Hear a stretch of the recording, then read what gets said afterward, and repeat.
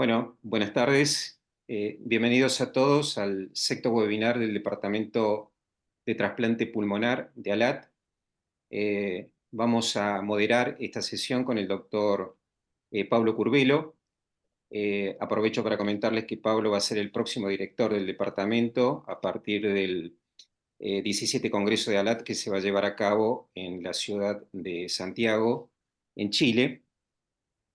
Y realmente con Pablo estamos muy contentos por la actividad que se viene desarrollando el departamento, especialmente con nuestros webinars, en donde hemos podido actualizar muchos temas de interés y además fundamentalmente nos ha servido esto para compartir, interactuar con todos ustedes, planteando interrogantes, problemas y por supuesto comentando lo que son las dificultades del manejo diario de los pacientes con enfermedad respiratoria avanzada y trasplante pulmonar. En esta oportunidad el tema es micosis en trasplante pulmonar y a fin de jerarquizar el tema podríamos tan solo decir que es una causa extremadamente frecuente de morbimortalidad en trasplante pulmonar. Algunas de las etiologías de estas micosis han sido relacionadas también al desarrollo de disfunción crónica del injerto. Y es también interesante destacar que no existe una uniformidad de criterios en cuanto a las medidas de profilaxis y tratamiento entre los distintos centros de trasplante pulmonar. De tal manera que en esta oportunidad tenemos el placer de contar con la doctora Amparo Solé para el desarrollo de este tema. La doctora Amparo Solé es una referente internacional sobre trasplante pulmonar y fibrosis quística, pero además es fundamentalmente, además de ser una persona muy amorosa, es una excelente docente con una gran capacidad para transmitir sus conocimientos en forma clara y que seguramente ustedes van a poder apreciar durante la presentación de la doctora. Ella es directora médica de la Unidad de Trasplante y Fibrosis Quística del Hospital La Fe y es además profesora de medicina de la Universidad de Valencia. Quiero agradecer la presencia de la doctora Amparo Sole y además reconocer el enorme esfuerzo que ella está realizando por la gran diferencia horaria que tenemos en este momento entre Latinoamérica y España. En este momento en España son las 10 de la noche, las 22 horas. Al finalizar la presentación de la doctora Solé vamos a tener un espacio para las preguntas y los comentarios, que ustedes lo pueden ir desarrollando en el chat. Y antes de comenzar, quiero por supuesto agradecer al doctor Francisco Arancibia, presidente de ALAT, a la señora Victoria Baldi, que es la secretaria de la sociedad, y además a Daniel Pereira, el webmaster, por todo el apoyo que siempre nos brindan para realizar estos webinars que la verdad que son muy importantes para nosotros. Aquí tienen la foto recordando el 17 Congreso ALAT que se va a llevar a cabo entre el 10 y el 13 de julio del corriente año y a la cual están todos invitados. Así que, bueno, habiendo hecho esta presentación, quiero darle el espacio a la doctora Sole para que ella pueda comenzar con su presentación.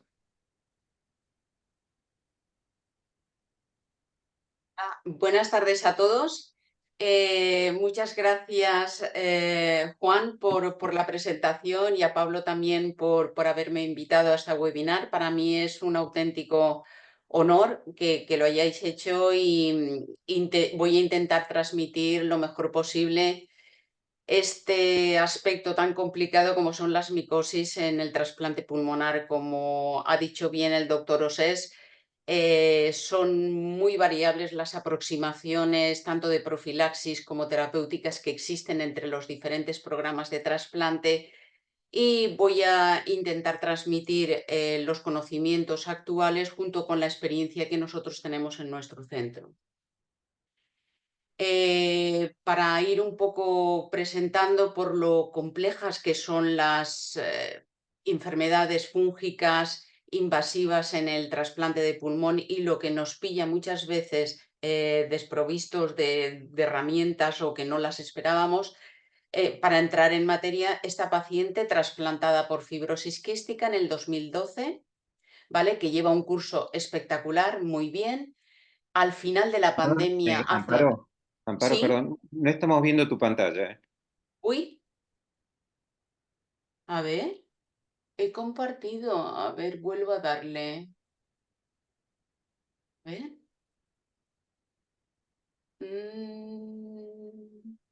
Compartir pantalla, webinar. ¿Ahora se ve? Ahora se ve perfecto. Vale, pues total era la primera diapositiva. Y nada, os comento, a ver que minimice esto. Vale, perfecto. Nada, por lo que nos suelen sorprender muchas veces las infecciones fúngicas, este caso de una trasplantada pulmonar, como he comentado antes, en 2012, que al final de la pandemia ingresa por una neumonía COVID, en la cual aparecen unos infiltrados pulmonares. A los 15 días, como no tenía una evolución totalmente satisfactoria, hacemos una broncoscopia para ver si teníamos alguna coinfección y no había Aspergillus. A pesar de eso, por la asociación que existe pues, entre el COVID y las infecciones fúngicas en estos pacientes con tanta linfopenia y tan inmunocomprometidos, pusimos doble terapia antifúngica, una azol y una candina, y a pesar de esto la paciente se fue deteriorando con disnea progresiva, hemoptisis y al final falleció en la UCI, desgraciadamente, y en la necropsia teníamos un Aspergillus fumigatus. O sea, son infecciones que muchas veces o no las esperas, a pesar de esperarlas las tratas y a veces a pesar de tratarlas no consigues la resolución favorable del caso. Hablar de infección fúngica en trasplante pulmonar va a ser sobre todo referida a los mohos filamentosos. Y aquí vamos a hablar de Aspergillus, Scedosporium, Fusarium y Mucor. Indudablemente hay otras micosis como las endémicas y las criptococosis, pero realmente el grueso del pelotón diríamos que son los mohos filamentosos y en concreto Aspergillus. Las levaduras cándida tienen más problemas cuando hay instrumentalización y cuando estamos en otros órganos. Realmente en el trasplante pulmonar no tenemos grandes complicaciones por el género de cándidas. Si bien nosotros, por ejemplo, en la FE tuvimos un brote epidémico de Candida auris que fue realmente una pesadilla porque eran, además, como sabéis, es una especie que es multiresistente, resistente a azoles y es complicada de manejar. Cuando nos aproximamos a lo que es una infección fúngica, tenemos una serie de quimeras, tenemos temores porque no sabemos muy bien cómo vamos y evidencias a veces son escasas. Sobre todo nos preocupa, no tenemos muy claro la incidencia, los criterios diagnósticos son variables. De hecho, la Internacional de Trasplante tiene unos criterios y la EORT, que es por la que se rigen absolutamente todas las sociedades científicas, tienen otros criterios. En general, las técnicas diagnósticas disponibles en todos los centros van a tardar tiempo y vamos a tener un diagnóstico de confirmación tardío, de ahí la importancia de adelantarse a este tipo de infecciones. Vamos a tener a veces dificultades en el tratamiento por la disponibilidad de todos los antifúngicos que existen en el mercado y también por el problema de las resistencias, que sabemos que están empezando a aparecer resistencias de mohos, sobre todo Aspergillus, azoles. El esquema de mi presentación va a ser un poco introducción con epidemiología y qué factores de riesgo, qué criterios diagnóstico tenemos para decir que esto es una infección fúngica, cómo se va a presentar clínicamente, qué técnicas microbiológicas y radiológicas vamos a aplicar en el diagnóstico y ya centrándonos en tratamiento, profilaxis y una especie de resumen final. Para empezar, estos son datos de la Sociedad Internacional. Miren ustedes que las infecciones que no son por citomegalovirus, y aquí van incluidas hongos, bacterias, es una constante tanto en el periodo precoz como al año, como a los 3 años, como a los 5 años, como a los 10 o más. Es decir, teníamos el riesgo de infecciones siempre como una espada de Damocles pendiente de los programas de trasplante y de nuestros receptores. Y las causas ustedes las saben, muchas de ellas porque utilizamos un mayor grado de inmunosupresión, tenemos un órgano que está en contacto con el exterior, por tanto va a inhalar esporas, va a inhalar bacterias, más frecuentemente que otros pacientes, por ejemplo, un trasplante de corazón, pues el órgano está todo protegido en la cavidad torácica y no va a tener este ataque y esta agresión de factores como polución, bacterias, esporas, etc. Tenemos en ocasiones colonizada la vía aérea, que esto es un factor predisponente para las infecciones fúngicas invasivas. Muchos de nuestros pacientes tienen hipogammaglobulinemia por la inmunosupresión tan alta y también se relaciona con las infecciones fúngicas, y en ocasiones tenemos lesiones isquémicas a nivel de la sutura que van a producir pues, o estenosis o zonas necróticas que van a ser un caldo de cultivo para estas esporas que se van a depositar y van a crecer rápidamente en este tejido húmedo y necrótico, y en ocasiones también tenemos prótesis pulmonares que nos van a perpetuar este tipo de infecciones. En general, las infecciones fúngicas suponen el 30 hasta el 30% de las infecciones en el trasplante de pulmón, y la mortalidad es muy variable dependiendo del tipo de especie que te esté infectando. Una mortalidad que puede ser del 20% en los casos de Aspergillus con formas pulmonares o traqueobronquiales como mucho, hasta el 80 o el 100% de infecciones diseminadas con afectación del sistema nervioso central o por mucor u otras especies. Se relaciona, como ya dijo el doctor Osés, con supervivencia y con el rechazo crónico, y los principales aislamientos, como ya comenté anteriormente, van a ser los mohos. El diagnóstico es difícil porque en ocasiones son totalmente asintomáticas y la rentabilidad del esputo directo, un esputo va a ser baja. Por ejemplo, en la vía aérea, en nuestra serie, la rentabilidad era del 7%, y cuando incluso teniendo formas pulmonares del 20% con el esputo, analizando el esputo simplemente. Y existen dos periodos muy claros: el periodo precoz, que se va a centrar sobre todo en la vía aérea y de ahí se puede extender y hacerse pulmonar o diseminada, y el periodo tardío, generalmente asociado con rechazo crónico. ¿Por qué? Porque aumentamos mucho la inmunosupresión ahí y tenemos una inflamación de la vía aérea.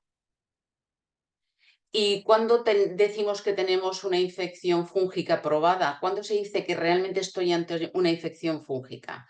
Pues realmente los criterios internacionales, tú tienes que demostrar que el hongo está creciendo en el tejido, ¿vale? Entonces, es por examen histopatológico, citopatológico, directo de la muestra obtenida, por una biopsia o por una aguja con aspiración. Con lo cual, a veces es misión imposible tener una forma probada, y para ensayos clínicos muchas veces te piden formas probadas, con lo cual en ocasiones tenemos que pasar, y casi siempre pasamos, a probables. ¿Y cuando decimos que tenemos una infección invasiva probable? Pues aquí se juntan factores del huésped, características clínicas de la enfermedad y evidencias micológicas. Y estas serían el listado que propone la Sociedad Internacional de la EORT, que dentro de los factores del huésped, sobre todo van a ser las neutropenias, que a veces nuestros pacientes, por las medicaciones que utilizamos, van a tener neutropenias incluso superiores a 10 días, los receptores de órgano sólido, como son los nuestros, cuando utilizamos corticoides altas dosis, cuando tenemos alteraciones de los linfocitos T por inmunosupresión. Estos factores generales que favorecen del huésped, que favorecen las infecciones fúngicas, están presentes en nuestros pacientes trasplantados pulmonares. Hallazgos clínicos, ¿cuáles van a ser?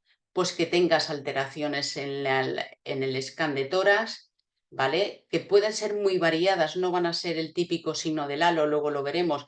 Pueden aparecer cavidades, pueden aparecer patrón de bronquiolitis, es decir, que no solo vamos a tener una condensación alveolar o un nódulo o un halo, sino que pueden aparecer otras imágenes. Las formas también traqueobronquiales, tenemos que evidenciar que va a haber ulceraciones, escaras, tejido necrótico, que exista una enfermedad sinonasal o que tenga infección del sistema nervioso central. Estos son hallazgos clínicos compatibles con enfermedad fúngica invasiva. Y después, con respecto a las evidencias microbiológicas, pues en general cualquier hongo aislado por cultivo de esputo de lavado broncoalveolar o con un cepillo va a ser indicativo de infección fúngica. ¿vale? También la detección de hifas, cuando tú haces un lavado broncoalveolar y se mira a microscopio, o bien los mohos de los senos, recuperados de los senos. Y hay una serie de pruebas que ya no son el cultivo, la visión directa microscópica de estos hongos, que sirven para la aspergilosis básicamente, como es la detección del galactomanano, que como ustedes saben es un polisacárido de la pared del hongo, pero que también aparece en otras especies. Entonces, habitualmente se dice que es evidencia o que te puede favorecer el diagnóstico de una aspergilosis el tener un galactomanano en suero o en plasma mayor de 1, en el lavado broncoalveolar mayor de 1, o bien una combinación de los dos entre 0,5 y 0,8.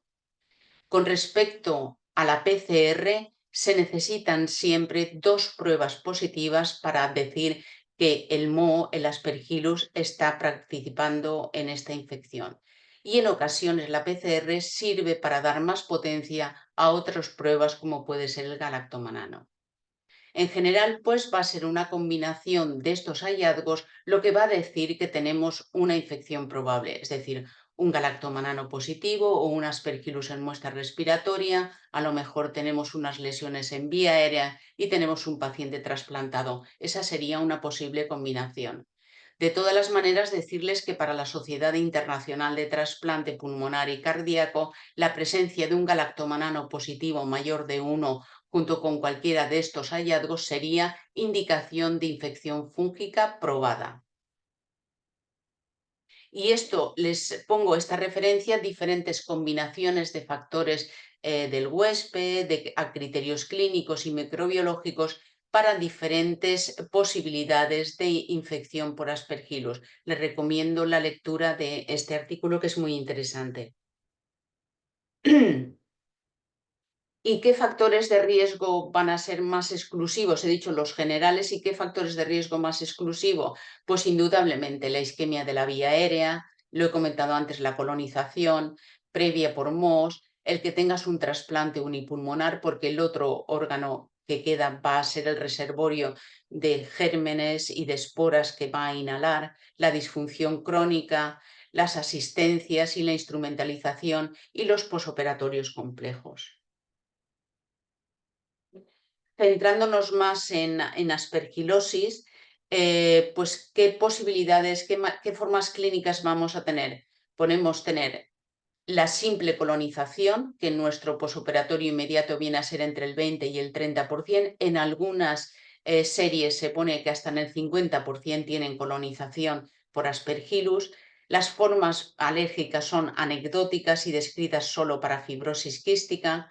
Tenemos las infecciones traqueobronquiales en el nivel de la anastomosis, que son precoces dentro de los 3 primeros meses, y después las formas invasivas pulmonares y diseminadas, que en el registro español vienen a ser el 50% y en el Hospital La Fe, nuestra serie, viene a ser el 60%. ¿Y qué hongos van a complicarnos frecuentes con una determinada frecuencia?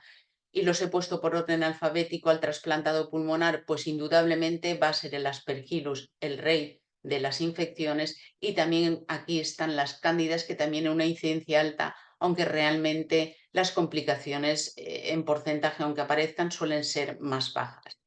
Aspergillus, sobre todo colonización, traqueobronquitis, como he dicho, y formas pulmonares, las hay diseminadas.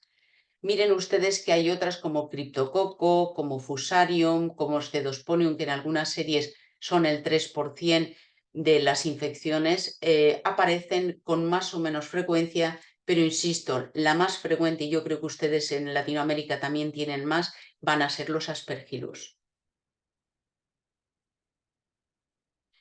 Y la aspergilosis aparece hasta en el 15% a pesar de profilaxis.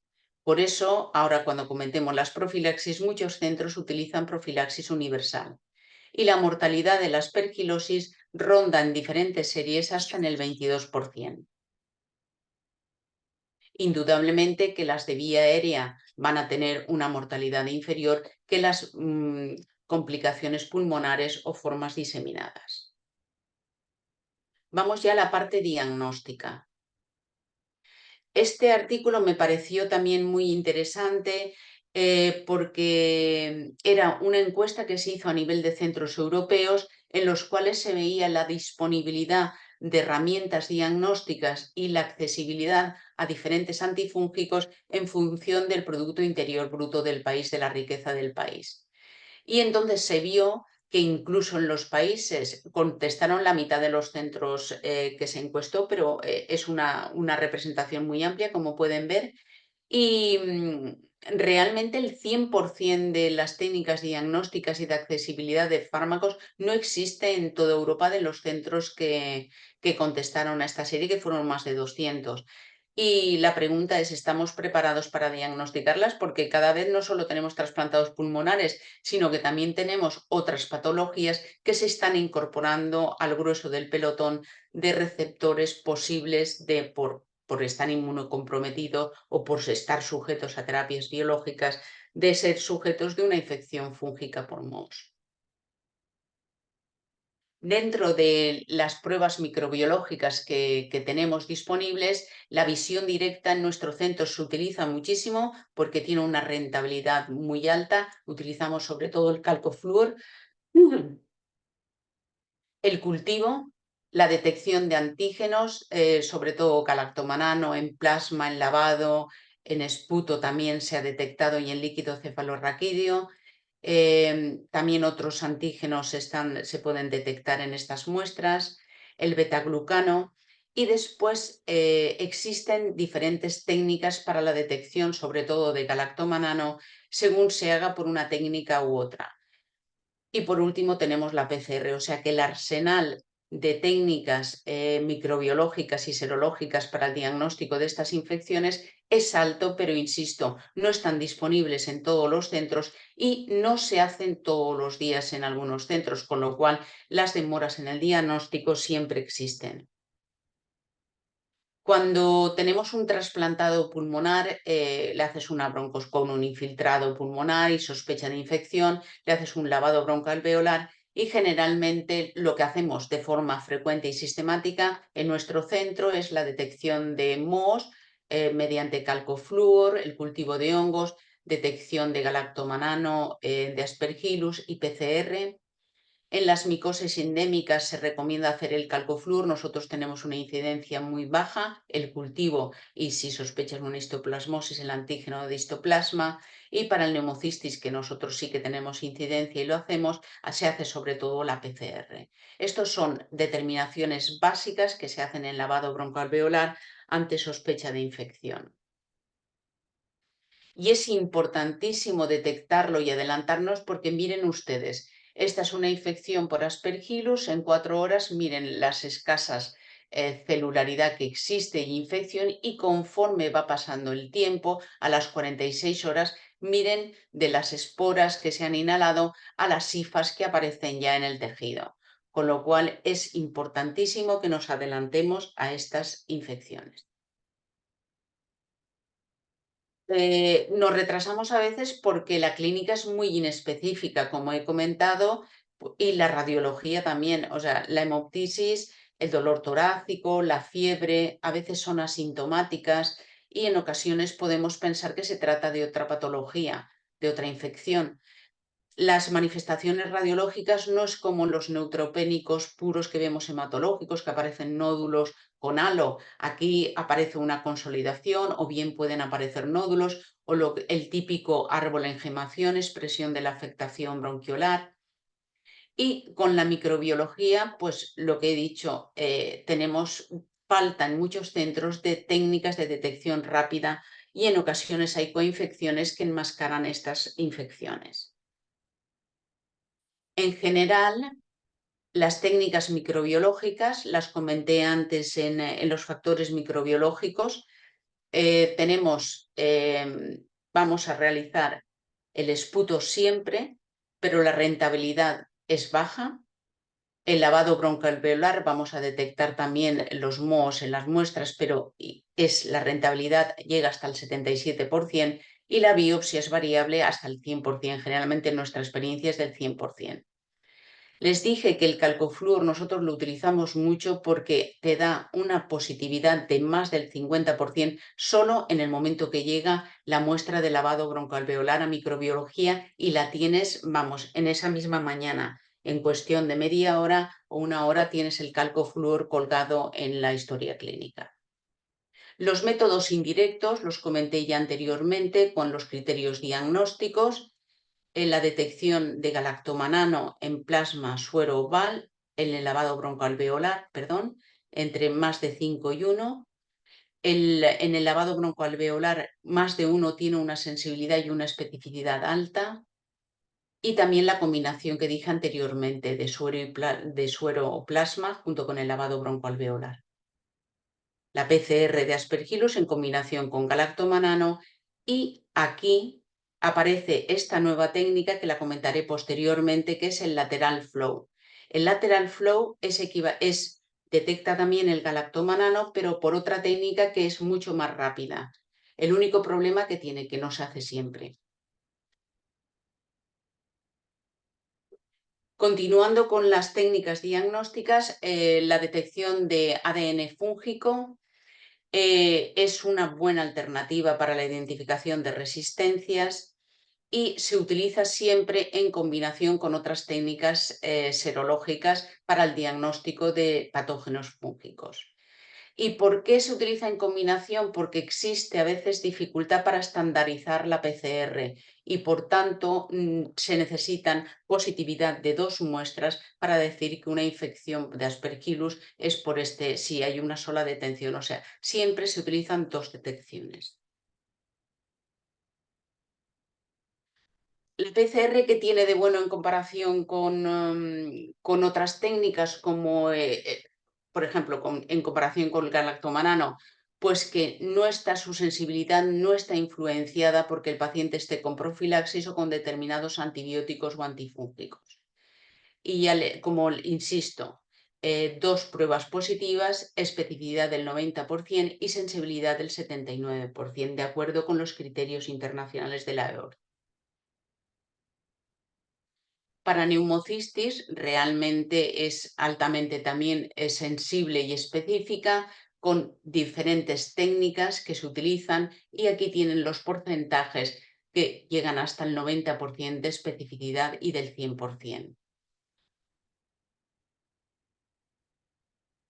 Para los mucorales también es efectiva. Saben que los mucorales plantean muchos, son el Rhizopus, el mucor, son hongos que realmente cuando aparecen con afectación rinosinusal, les presentaré luego algún caso, son muy complicados de manejar y el tratamiento habitualmente supone un desbridamiento quirúrgico y tratamiento con combinaciones de antifúngicos. Y por fin vamos ya a las pruebas que actualmente están teniendo más relevancia por la rapidez con las que las tenemos. Por ejemplo, el galactomanano, que aparece en la pared celular del Aspergillus, que es un antígeno, es un polisacárido, pues por la técnica de ELISA con platelia, que está totalmente reconocida por la FDA. Existen otras técnicas también. En 3 horas tenemos el diagnóstico de una infección fúngica. Bien, es cierto que nos dará una numeración mayor de 1, por ejemplo, en el lavado, y tienen que haber también criterios del huésped y después criterios clínicos. Pero insisto, con un galactomanano positivo más de 1, con criterios clínicos como afectación de una infección respiratoria y siendo trasplantado, la Sociedad Internacional daría como positivo para infección fúngica invasiva. Las limitaciones que tiene el galactomanano, pues sobre todo que tenemos a veces falsos positivos, que si están con tratamiento con piperacilina, tazobactam o amoxicilina clavulánico puede dar falsos positivos, y también cuando hay actividad cruzada con otros hongos, ¿vale? Pero ya les digo, es una técnica que nos está ayudando mucho a lanzarnos a la hora de adelantarnos a poner un tratamiento efectivo. Lo más nuevo es por quimioluminiscencia en vez de por ELISA, por quimioluminiscencia y aquí tenemos los resultados en 60 minutos, el antígeno por Birclear.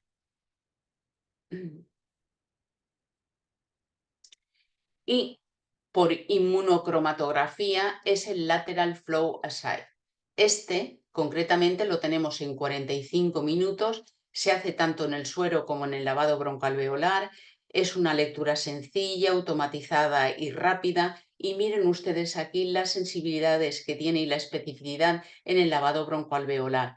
Tiene una sensibilidad del 91%, especificidad del 92% y un valor predictivo negativo del 99%. No está estandarizado en todos los centros, pero realmente nosotros lo estamos haciendo simultáneamente con el galactomanano, estamos determinando también el lateral flow y estamos viendo un poco la correlación que nos está dando entre una técnica y otra. Desde luego es mucho más rápida que el galactomanano, como les enseñé anteriormente, y es fácil de hacer. Y de hecho la OMS está recomendando el uso de estas técnicas para el diagnóstico de las aspergilosis invasivas en las muestras de lavado broncoalveolar en inmunocomprometidos. En general, aquí está en diferentes, este paper está interesante. En el trasplante de órgano sólido, el lateral flow, la determinación por lateral flow de la aspergilosis tiene unos valores realmente muy buenos de sensibilidad, especificidad y de valor predictivo negativo. Y otro antígeno que se determina es el betaglucano. El betaglucano realmente es un componente de la pared fúngica que se libera durante la infección, pero es común a muchos géneros de hongo, de tal manera que la determinación del betaglucano no está indicada para el diagnóstico, actualmente no está estandarizada ni está dentro de los esquemas diagnósticos para el diagnóstico de la aspergilosis, ¿vale? Porque es una técnica panfúngica. Bien es cierto que se está utilizando el betaglucano y en nuestro hospital se está utilizando para monitorización de infecciones fúngicas, pero realmente en el papel diagnóstico no está incluido el betaglucano. Aparte de todo, es una técnica de más de 3 horas, es panfúngica y que da numerosos falsos positivos, porque no distingue tampoco entre géneros. Y aparte de la microbiología, que tenemos la visión directa, los cultivos de todas las zonas que hemos sacado la muestra, después tenemos las técnicas serológicas con el galactomanano, betaglucano, las PCRs. ¿Cómo nos puede ayudar la radiología? Pues habitualmente esto que les voy a mostrar ahora sería más para la típica imagen de aspergilosis pulmonar. El signo del halo que demuestra la invasión del tejido con un poco de hemorragia. A la segunda semana unos cambios inespecíficos, pero existiendo también halo. Y después el signo del menisco que aparece el tejido licuado, necrotizado, con un poquito de hemorragia y con el material fúngico en el interior. Esta imagen, que si la vemos, desde luego ya decimos que estamos ante una infección fúngica con casi toda probabilidad, suele aparecer más en neutropénicos, en pacientes con cáncer, pero no en los trasplantados pulmonares. Puede aparecer nódulos cavitados, indudablemente, pero no es lo más frecuente. Estas son imágenes también que nos orientarían con el signo del halo a infección fúngica invasiva, el signo de la semiluna en una normal y después aquí en un corte de TAC. Esta es una panbronquiolitis, pero esta es en un inmunocompotente, pero en ocasiones nosotros la he puesto porque esta imagen, esta es de nuestra serie, pero estas imágenes pueden aparecer también en nuestros trasplantes y no tiene nada que ver con los nódulos que les he enseñado anteriormente. O esta imagen en concreto en que se ven en la afectación bronquiolar periférica con los Trimwood, con los árboles de gemación periférico. Dentro de las imágenes endoscópicas, estas serían en afectación de la vía aérea. Verían ustedes cómo aparecen tejido necrótico y esfacelos Y esta es una imagen que nosotros tenemos de nuestra serie también de una aspergilosis invasiva de la vía aérea que produjo una dehiscencia total de la sutura bronquial derecha que se curó con tratamiento sistémico y con tratamiento nebulizado. Las infecciones fúngicas también nos pueden dar estenosis bronquiales, como es este caso a nivel de la sutura. Este condicionó un retrasplante. Más imágenes de aspergilosis, sobre todo ya estas son tardías, afectaciones pulmonares, con imágenes cavitadas. Esta es una cerebral, también de nuestra serie. Y esta es un caso recientísimo que ha debutado con una hemiplegia de una trasplantada pulmonar con una aspergilosis invasiva cerebral. Miren ustedes la cantidad de edema y la lesión que tiene a nivel cerebral y probablemente el desenlace de esta paciente vaya a ser fatal porque la mortalidad con afectación del sistema nervioso central, aunque sea aspergillus que tienen tratamientos muy favorables, pero con la inmunosupresión que llevan llega a ser del 100%. Este caso es un caso de mucormicosis, también de nuestra serie, una afectación por mucor de cavidad nasal que invadió órbita y hizo una afectación sistémica. Imágenes también radiológicas de un mizotoma por este dosporium. Esta es una imagen me pareció interesante por mostrársela a un fusarium, que a veces lesiones cutáneas que parecen una tontería o que parecen una erupción, al final son infecciones fúngicas invasivas. Esta fue un fusarium por un escape por profilaxis muy intensa con voriconazol. Esto es una lomentospora que nos invadió el pericardio. Y me gustaría enseñarles estas imágenes, que es un caso clínico nuestro que ha tenido la gran suerte de beneficiarse de uno de los nuevos fármacos que existen para el manejo de la aspergilosis y de los mohos resistentes, que es el olorofin. Este es un paciente nuestro que se trasplantó en diciembre del 2023 y que en el esputo inicial era un EPO que le habían colocado coils y había favorecido la colonización por Lomentospora prolificans. Le hicimos el primer esputo antes del trasplante, dio Lomentospora, inmediatamente al mes, o sea, a los menos de una semana, en la primera broncoscopia que hacemos y en el esputo aparece la Lomentospora y teníamos estas imágenes ya de afectación de la vía aérea intensas con material necrótico, muy hiperémica, la vía aérea. Y a pesar de tratamiento, nos encontramos con que iba progresando la infección. Cuando vimos esto estábamos aterrorizados porque el paciente estaba totalmente estable, un señor EPOC de 54 años, perfecto, pero esto tenía muy mala pinta de que acabara haciendo una dehiscencia y complicándose.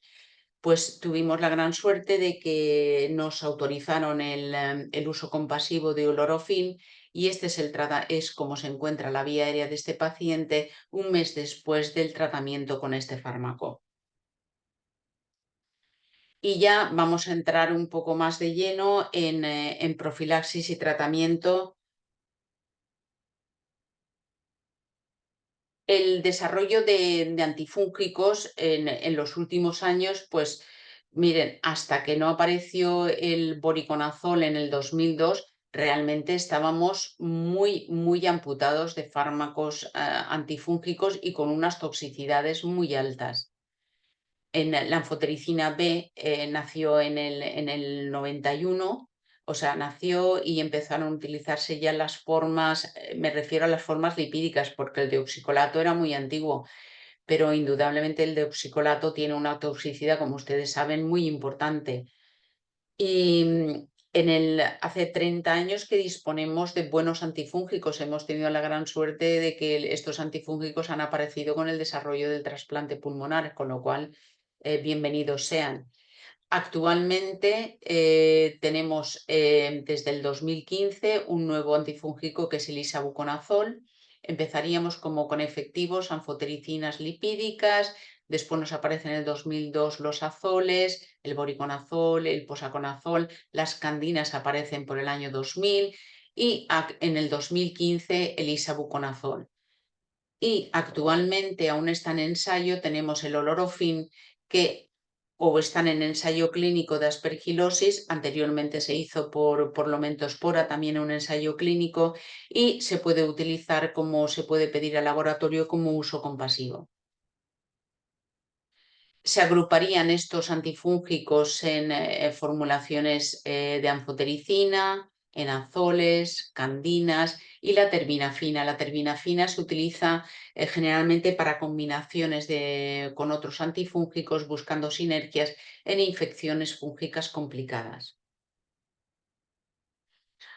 ¿Tenemos una incidencia alta de infecciones por hongos? Sí. Entonces, ¿cómo lo vamos a manejar? Pues indudablemente con las profilaxis. Y la profilaxis antifúngica puede ser profilaxis universal, es decir, a todos los pacientes se les pone un antifúngico. Generalmente estas estrategias utilizan las terapias, utilizan anfotericina nebulizada o pueden utilizarse también otros fármacos, ahora lo comentaré. Y generalmente lo que se utilizan es la nebulización. Ahora bien, muchos centros lo que hacen es utilizar la terapia anticipada o la profilaxis con azoles en pacientes de alto riesgo, es decir, pacientes que estaban previamente colonizados y ya en el postinmediato empiezan con un tratamiento antifúngico, o bien ponen un azol o bien ponen una candina. Pero esto es una variabilidad que la podemos discutir posteriormente.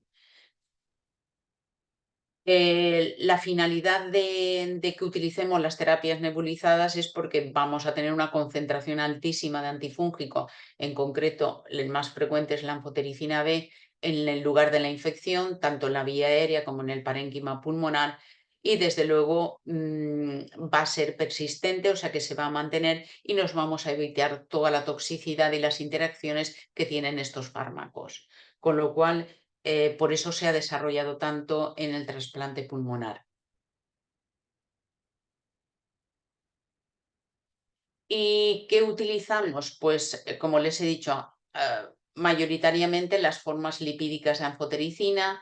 También se ha hecho boriconazol. Nosotros desarrollamos el posaconazol para pacientes con enfermedades por MOS como Escedosporio, Molomentospora. Y actualmente existe el openconazol que está en ensayo clínico para aspergilosis. Habitualmente se utilizan compresores normales de alto flujo con los nebulizadores habituales. Y la profilaxis sistémica, ¿cuál es mejor? Pues unos utilizan azoles, otros utilizan candinas. Actualmente, recientemente se ha publicado un paper en el cual el isavuconazol iba bien y era tan efectivo como voriconazol como profilaxis en estos pacientes de alto riesgo, pero realmente nadie, insisto, nadie ha demostrado que una profilaxis sea mejor que otra. Lo que sí que está claro es que debemos de utilizar profilaxis y que a pesar de las profilaxis, hasta más del 16% de los pacientes nos pueden hacer este tipo de infecciones.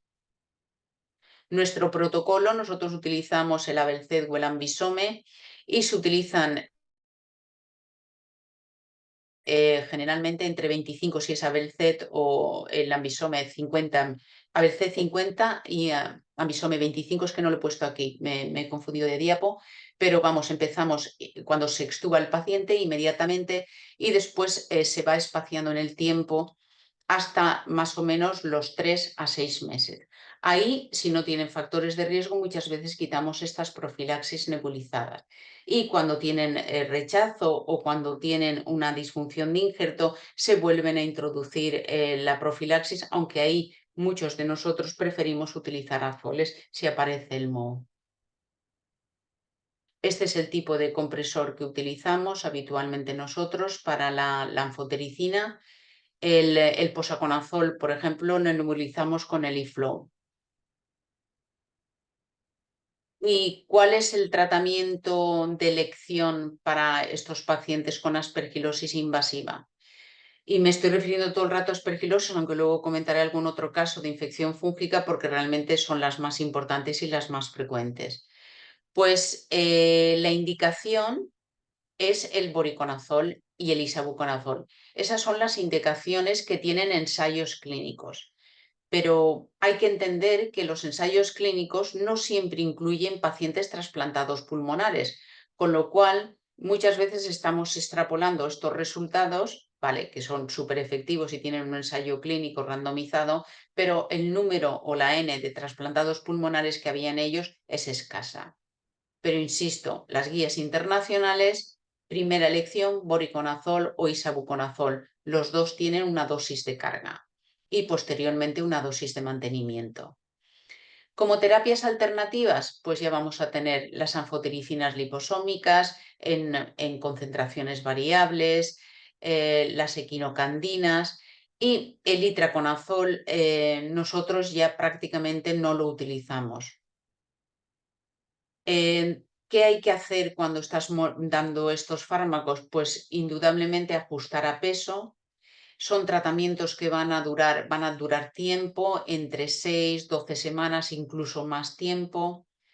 Y tenemos que monitorizar estos antifúngicos a ser posible. Nosotros actualmente en nuestro centro solo podemos monitorizar el voriconazol.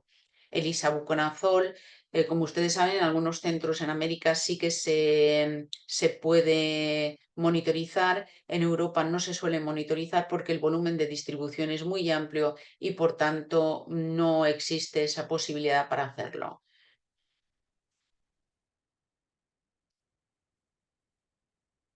En general, para la aspergilosis utilizamos monoterapia, ¿vale? Voriconazol o isavuconazol. Solo en contadas ocasiones utilizamos una combinación de dos antifúngicos. Generalmente mantenemos la anfotericina nebulizada. El segundo bloque que nos preocupa, yo creo que ustedes también tienen Scedosporium, es el tratamiento del Scedosporium. Ya es más complejo porque tienes que hacer una asociación de antifúngicos, voriconazol, equinocandinas o incluso asociaciones de 3 antifúngicos, voriconazol con miltefosina, y tenemos ya la disponibilidad en ensayo clínico, demostraron una alta eficacia el olorofin y se podría pedir, si no está comercializado, como uso compasivo.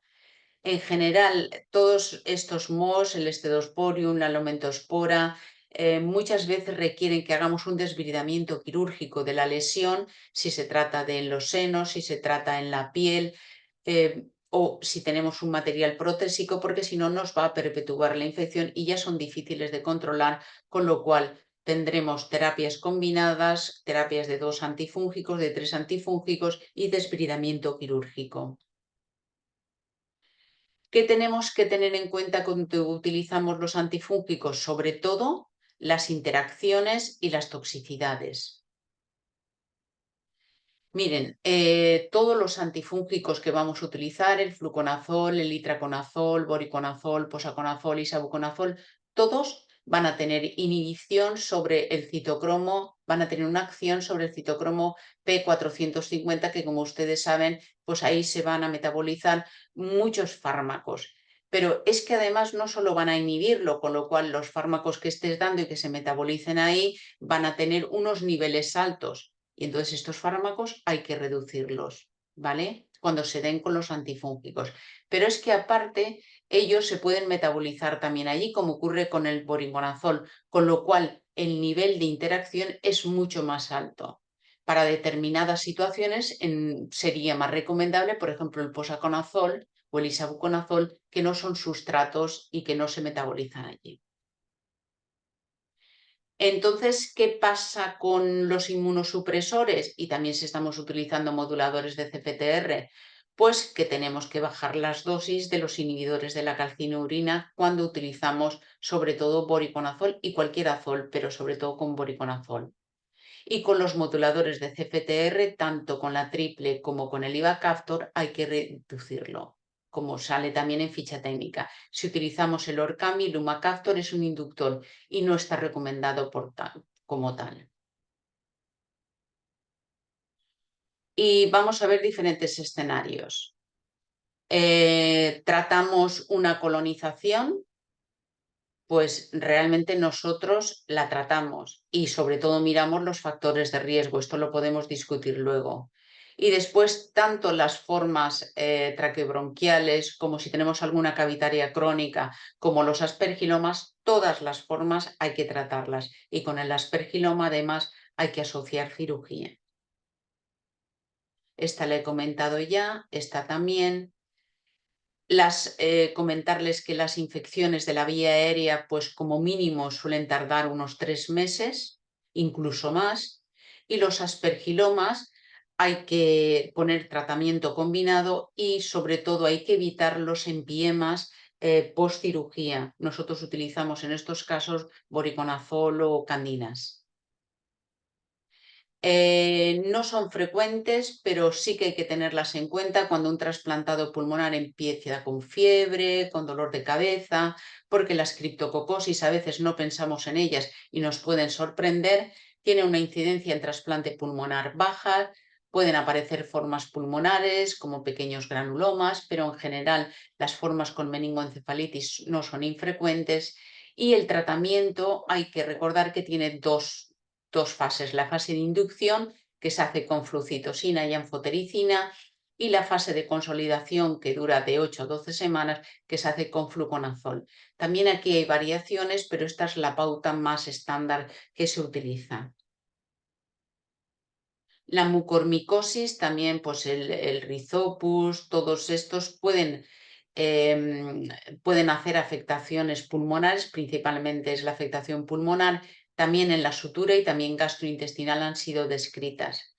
El tratamiento es aquí, ya no son los azoles, sino que es la anfotericina liposomal a dosis altas y se pone en combinación con otro fármaco más despridamiento. La mortalidad de los mucores es altísima. La nuestra, desde luego, cuando hemos sido muy activos y hemos limpiado bien senos y hemos irrigado con antifúngicos, hemos tenido buenos resultados.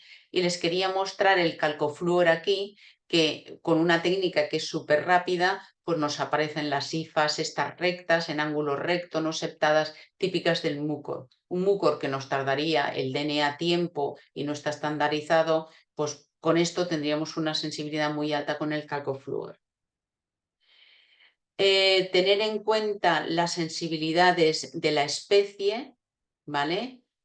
Pero siempre comentar con el microbiólogo si esa cepa, qué sensibilidades tiene, porque una cosa solo por especie se puede decir, por ejemplo, si vamos al Aspergillus, pues que es sensible a todo, Aspergillus fumigatus, pero a lo mejor está infectando ese Aspergillus una cepa que es resistente pues, a isavuconazol o al voriconazol porque ha llevado mucho tiempo estos azoles. O sea que siempre la relación con el microbiólogo es básica para que te informe de las sensibilidades de la cepa.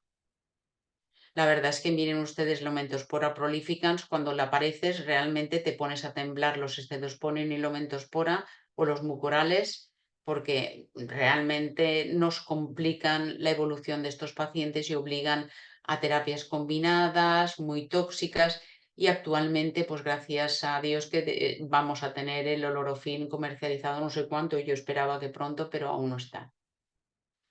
Y como resumen, pues eso, sobre todo en trasplante pulmonar, Aspergillus, Scedosporium, Lomentospora son los que nos plantean problemas. Sospechar por factores de riesgo, porque si no vamos a tener un diagnóstico tardío. Acordarnos del diagnóstico serológico, del galactomanano, del lateral flow, que es más rápido y te va a ayudar en el diagnóstico, y la PCR, que desde luego tenemos que tener 2 muestras o te va a ayudar una PCR si tienes positividad en las otras. Las estrategias terapéuticas, pues monoterapia, combinada, esto ya va a depender del centro muchas veces, suelen ser semanas, meses. Tener en cuenta las interacciones, tener en cuenta la toxicidad. Si utilizas azoles vas a tener un aumento de toxicidad hepática, van a tener alucinaciones a veces. Si utilizas la anfotericina puedes tener toxicidad renal. Y desde luego hacia dónde vamos es hacia esta orotamida y otras más que saldrán, pero de momento es esta, y los antifúngicos específicos para nebulización, como puede ser este que es el primer triazol que se ha diseñado para nebulizar. Aún no está disponible en el mercado, como les he dicho, está en ensayo clínico. Y nada, mi consejo es que ante la duda siempre tratar.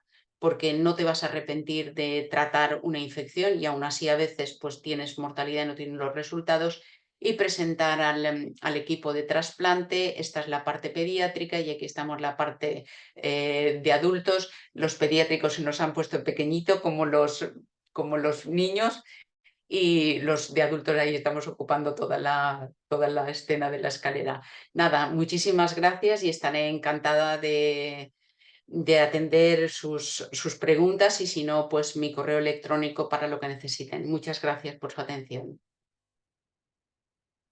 Bueno, muchísimas gracias, Amparo. Realmente excelente tu presentación. En lo personal aprendí un montón, te lo puedo asegurar. Y por supuesto, en lo particular tengo algunas preguntas para hacerte mientras se van generando otras preguntas en el chat. Comentaste muy bien que desde el punto de vista de imágenes, especialmente tomografía de tórax, el signo del halo es poco frecuente de observar en trasplantados pulmonares. Nos ha pasado en nuestra experiencia que hemos tenido eh, aspergilosis parenquimatosa, aspergilosis invasiva, en los primeros meses posteriores al trasplante, y en ninguno de ellos, como vos comentabas, encontramos el signo del halo en estos nódulos, en estas masas, pero sí hemos tenido aspergilosis invasivas tardías, después del año, y muchas de ellas relacionadas a la presencia de rechazo crónico, donde sí observamos nódulos con signo del halo. La pregunta específica es, ¿estas imágenes, esta variabilidad en las imágenes puede estar condicionada con la profilaxis, con la prevención que se hace en el post-trasplante inmediato? Pues realmente no lo sé. Realmente el signo del halo es por invasión del hongo que produce la hemorragia. Yo no sé si cuando estamos en el periodo con disfunción crónica, pues a lo mejor como hay más inflamación de la vía aérea y hay cambios inflamatorios y inmunológicos en el pulmón, le sea más fácil invadir el tejido. Eh, Nuestra experiencia a lo mejor también influye en el tipo de profilaxis que estás utilizando, no lo sé. Nosotros, Salo, mira que estamos buscándolo y buscamos las infecciones fúngicas, nosotros tenemos poco. Si vosotros tenéis más en el post en relación con la disfunción crónica, pues probablemente, o a lo mejor estáis con más neutropenia. No, no sé si se relacionan esos casos que tenéis más neutropenia, como ocurren en los hematológicos o en los oncológicos, que sí que las hemorragias se producen más fácilmente en estos casos, o realmente es por la inflamación o por las profilaxis. No sabría decir, porque realmente el halo no es sino invasión de tejido y hemorragia, que a lo mejor están más inmunosuprimidos y por eso encontráis más esa imagen. No sé, no la he visto descrita tampoco en disfunción crónica y infección fúngica invasiva, pero hay muchos factores, desde luego, aquí implicados, Juan. No, espero que no haya liado más que ayudado. Bien. Amparo, una pregunta de la doctora Graciela Belisa, que es del programa de trasplante pulmonar del Hospital Italiano de acá de Buenos Aires. Dice, pregunta, ¿se llega a negativizar el galactomanano en el VAL con el tratamiento antifúngico? ¿Y en cuánto tiempo? Sí, tarda. El galactomanano está detectando el hongo. Entonces, hasta que no se negativiza, va a continuar siendo positivo. Nosotros repetimos broncoscopias mientras estamos el paciente con tratamiento, mensuales, y hasta que no es negativo la detección de aspergillus o de galactomanano, porque a veces ponemos tratamiento solo por galactomanano sin haber detectado el MO. Hasta que no es negativo, nosotros mantenemos el tratamiento. ¿Que estamos 6 meses? 6 meses. ¿Que estamos 3 meses? 3 meses. Pero sí se lleva a negativizar. Ok. Pues hay que nos ha pasado algunas veces que hemos hecho broncoscopías en pacientes con deterioro de espirométricos, deterioro de la función del injerto, sin manifestaciones clínicas ni tampoco manifestaciones radiológicas. Pero bueno, han sido sometidos a broncoscopía a fin de descartar rechazo agudo. Y bueno, dentro de los estudios que hemos pedido, hemos encontrado en el VAL galactomanano positivo. ¿Cómo interpretas esto? ¿Lo tratarías, no lo tratarías, repetirías el estudio? Te digo paciente Ya. asintomático sin expresión endoscópica ni tomográfica. Sí, en este caso, nuestro caso, en la fe, nosotros lo trataríamos porque tenemos un paciente que es trasplantado, tiene manifestaciones clínicas que sería la caída de la función pulmonar, has descartado un rechazo y tienes un galactomanano positivo. De hecho, en las guías que firma Hussain, y yo tuve la gran suerte de firmarlas en segundo lugar, las del 2016 de la Internacional de Trasplante, se dice que si el galactomanano positivo se consideraría como una infección fúngica invasiva, aunque aún no tengas la expresividad radiológica o bien endoscópicamente encuentres lesión. Perfecto, perfecto, muy claro. La doctora Nadia Bejarano de Buenos Aires te pregunta qué fármacos usan para profilaxis antifúngica en presencia de disfunción crónica del injerto o rechazo. Vale, si es un rechazo agudo, nosotros utilizamos la lanfotericina inhalada. Actualmente, ahora tenemos desabastecimiento del Abelcet, que es que es el complejo lipídico, y estamos utilizando la liposomal, ¿vale? Que es el Ambisome. Bien, Pero si es una disfunción crónica, ahí ya hay variabilidad entre los centros. Y yo diría que entre los clínicos también. En concreto, Amparo Solé utiliza azoles. Utiliza o voriconazol o isaconazol o voriconazol o isabuconazol o posaconazol, según la tolerancia del paciente y el grado de disfunción y las manifestaciones que tenga.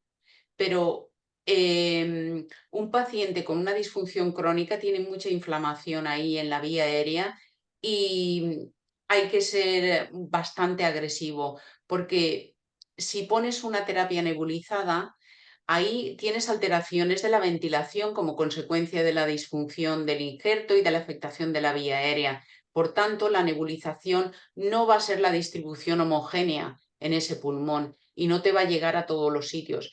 Si la tuvieras en la vía aérea solo sí, pero si la tienes pulmonar, pues en este caso, insisto, si tú tienes una disfunción crónica con un aspergillus, en mi caso y en mi experiencia, poner un azol. Me da lo mismo el que quieras utilizar o el que tengas. Menos sililitraconazol porque tiene una efectividad muy baja y se necesitan dosis más altas generalmente, pero que también sería aceptable. Nosotros no lo utilizamos. Voriconazol, isavuconazol o posaconazol. Y atente, claro, a las interacciones que vas a tener y ajusta niveles y todo. Pero yo en estos casos de disfunción crónica con alteración de la ventilación, generalmente no utilizo la nebulizada o como coadyuvante la puedo utilizar, pero ok, perfecto, muy claro.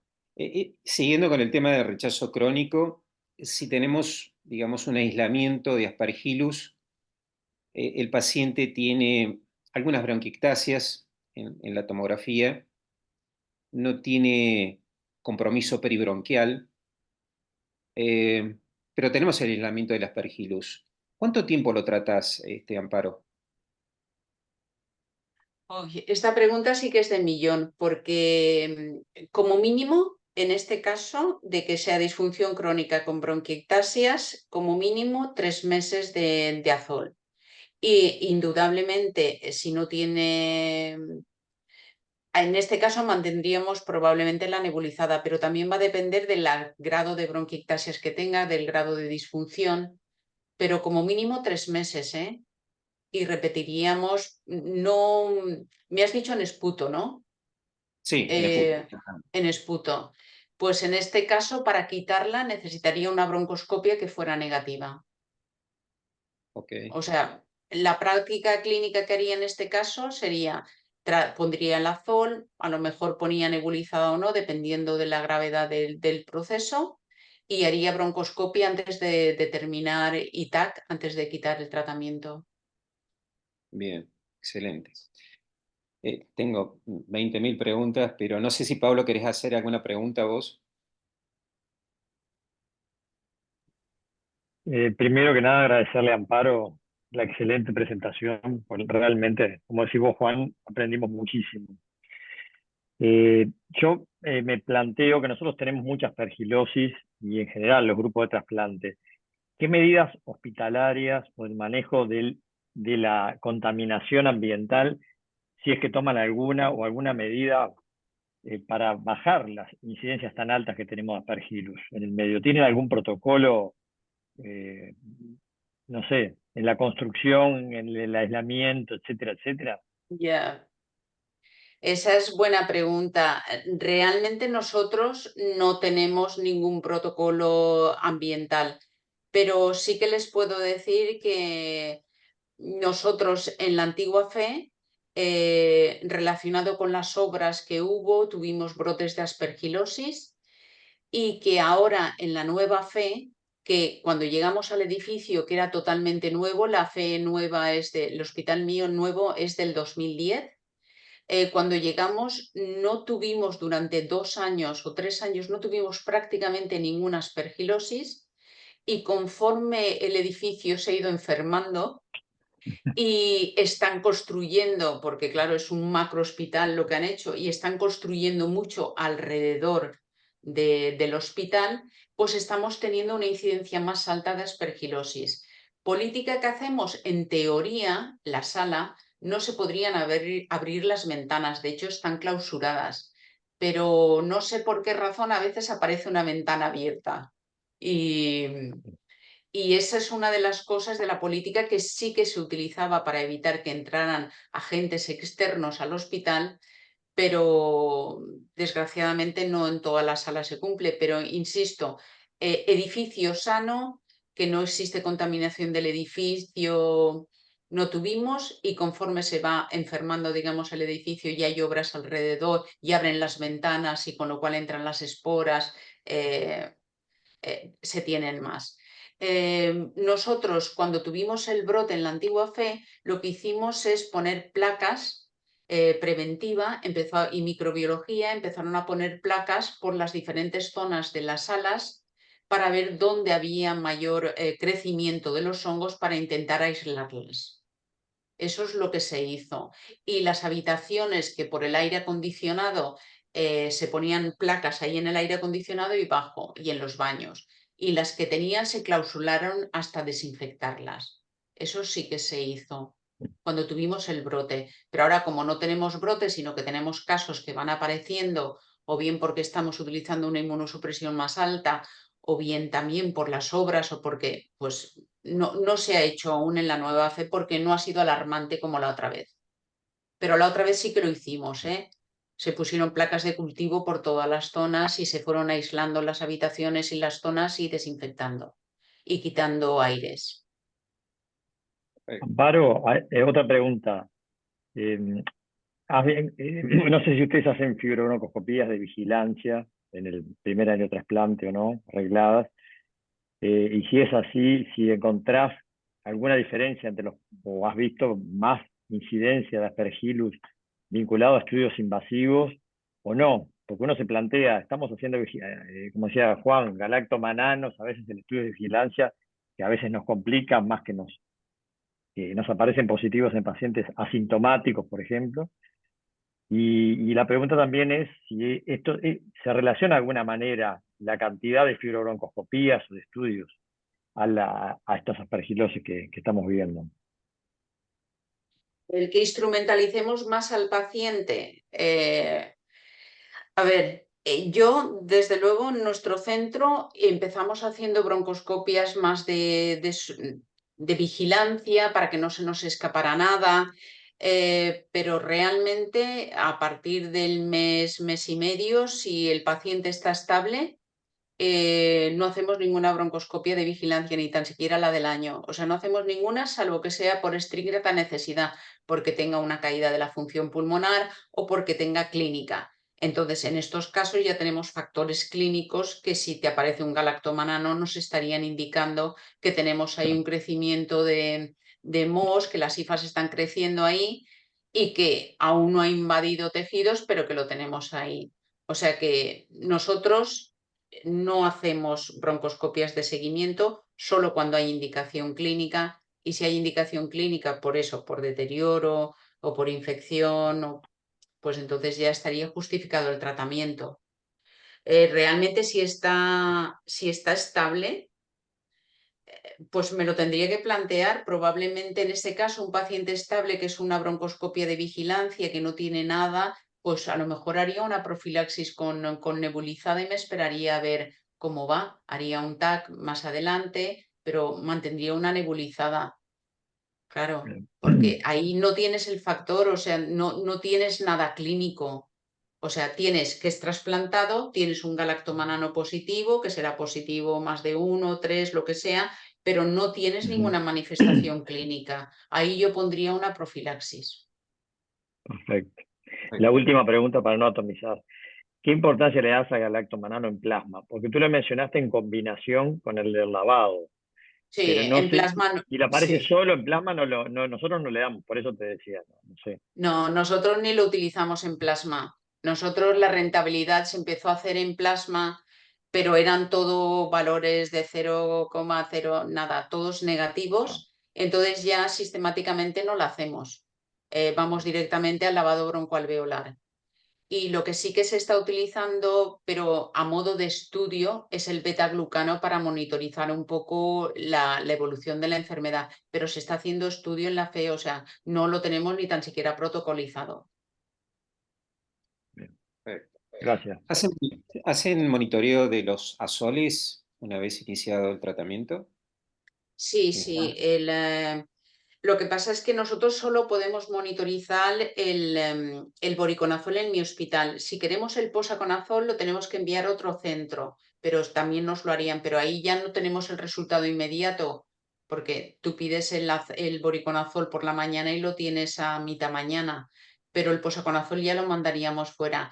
Y el isavuconazol, que a mí me encantaría poderlo hacer, no tenemos la posibilidad de hacerlo en España, el isavuconazol, porque el laboratorio dice que como tiene un volumen de distribución tan amplio, que con la dosis de 200 miligramos de mantenimiento es suficiente para mantener unos niveles en plasma correctos, pero a veces hemos tenido alguna infección de brecha o algún escape que no se ha controlado bien, y a mí me queda la duda de si no estábamos con los niveles correctos del antifúngico. Desde luego, si tienes una una infección fúngica complicada, mi consejo es que te vayas al que puedas tener niveles plasmáticos del azol. Perfecto, perfecto. Ese paciente que presentaste de la lomentospora, ¿el aislamiento fue previo al trasplante? Sí, ¿Sí? este paciente, exactamente el de la vía aérea, ¿Sí? en el esputo que nosotros hacemos cuando el día de quirófano en la preparación, dio la lomentospora, salió la lomentospora a los días, ¿vale? Entonces en la primera broncoscopia ya también nos apareció la lomentospora. Y pusimos una terapia combinada, pusimos una candina, pusimos una azol y pusimos la terbinafina.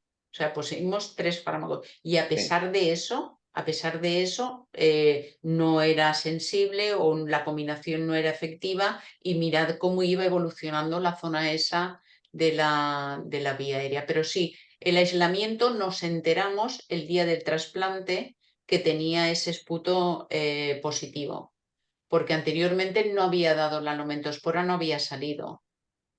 Y si lo De todas hubieras las aplicado, maneras, mi sí, consejo, mi sí, consejo es que en los EPOCs que manejemos con coils, con vapor, todos estos que estamos ahora como terapias de reducción para manejo del enfisema, todos estos, pedir esputo y buscar los hongos porque sí que están apareciendo y a veces no lo sospechamos. Si hubieras aislado la lomentospora 2 meses antes, ¿lo hubieras trasplantado? Pues mira, porque tenemos el olorofin, la posibilidad de esta, pero si fuera una cepa pan resistente, porque hay especies, una cosa es como he dicho, la de especie, que son multiresistentes, pero a lo mejor esa cepa no. Si fuera una cepa pan resistente y no tuviera seguro el olorofil, probablemente se hubiera excluido del programa. Probablemente, no estoy segura cómo lo hubiera peleado, porque lo hubiéramos peleado a muerte, pero es una cepa que tuviera alguna posibilidad, aunque fuera solo una, sí que hubiera entrado en el programa. Perfecto, perfecto. La última pregunta y ya te dejamos ir a descansar. A ver, Este, oye, yo estoy encantada, ¿eh? Vamos. ¿Has Pero si utilizado, mañana tengo clase en la facultad a las 8 de la bien, mañana, o sea que... eh, has utilizado instilación directa de anfotericina en lesiones, por ejemplo, en una aspergilosis de la anastomosis bronquial grave? Sí, sí, las hemos utilizado. Hemos utilizado anfotericina en esa imagen que presenté de la dehiscencia. Es que igual, como era mucha información, en esa imagen hicimos broncoscopias con instilación directa, pues cada 3 días o algo así de anfotericina en la zona, aparte del tratamiento sistémico. Y después, cuando tenemos lesiones importantes de vía aérea, con este Dosporium, también con Aspergillus, lo instilamos directamente o bien el posaconazol o bien la anfotericina. Y cuando tenemos empiemas por Aspergillus, también instilamos la anfotericina tópica. Y esa chica, ese pericardio que he enseñado ahí con la lomentospora, le instilamos los antifúngicos también intrapericárdicos, pero ahí no hubo manera. Pero sí, los ponemos directamente, o bien por vía endoscópica o por el tubo de drenaje, ponemos los antifúngicos. Anfotericina y posaconazol. Le instilas una ampolla de 50 miligramos, por ejemplo, Sí, diluida, ¿no es 50 en cierto? cada árbol bronquial Bien, y después por los drenajes también. bien. Ahora sí la última, ¿eh? Voriconazol nebulizado. Sí. ¿Estás utilizando? Nosotros no, porque tenemos estandarizado, se ha utilizado y hay algunos artículos con el voriconazol. Nosotros anfotericina y el posaconazol. ¿Por qué el posaconazol? Porque empezamos a utilizarlo en una paciente que era alérgica al voriconazol y entonces ya nuestra farmacia nos hizo la preparación con una osmolaridad, con un pH adecuado y todo para que no irritara la vía aérea, con lo cual, como lo tenemos estandarizado el posaconazol, utilizamos el posaconazol en vez del bori, pero también se podría nebulizar porque otros centros lo han hecho. Pero nosotros es que ya lo tenemos, un pH así, una osmolaridad así, ya lo tenemos todo y encima nebulizado con el eFlow y ya nos va bien así, no utilizamos otro. Pero sí, se puede Fantástico, utilizar y la de verdad. hecho en un futuro tendremos el openconazol, ese otro triazol que se está ensayando ahora, pero mientras tanto, indudablemente que hay que poner lo que sea para controlar la infección. Claro, sí, totalmente. Bueno, Amparo, la verdad, excelente presentación. Nos ha aclarado muchas dudas que teníamos. Ha sido un placer realmente, una claridad de conceptos maravillosa. Y bueno, ojalá que podamos tenerte en alguna otra oportunidad en futuros webinars. Probablemente Pablo, en el futuro, que va a ser el próximo director del departamento, te convoque para algún tipo de actividad. Así que muchísimas gracias. Pablo, no sé si la querés saludar. Sí, me sumo al saludo y al agradecimiento. La verdad, Amparo, impresionante. Te vamos a atomizar, si pudiéramos, te llamábamos todos los días a consultarte, pero vamos, por lo menos, alguna vez en el año te vamos a pedir algún webinar o alguna charla. Y muchas gracias por todo. Pues, muchísimas gracias y para mí es un placer, realmente os tengo en el corazón y me lo paso muy bien con estas reuniones, aunque sean online, me lo paso genial. Muchísimas gracias y un placer. Muchas Gracias. gracias, Amparo, Chao, ¿eh? chao. Que sigas muy bien. Adiós. Hasta luego. Gracias. Adiós, Chao, Dios. chao. Chao, Pablito.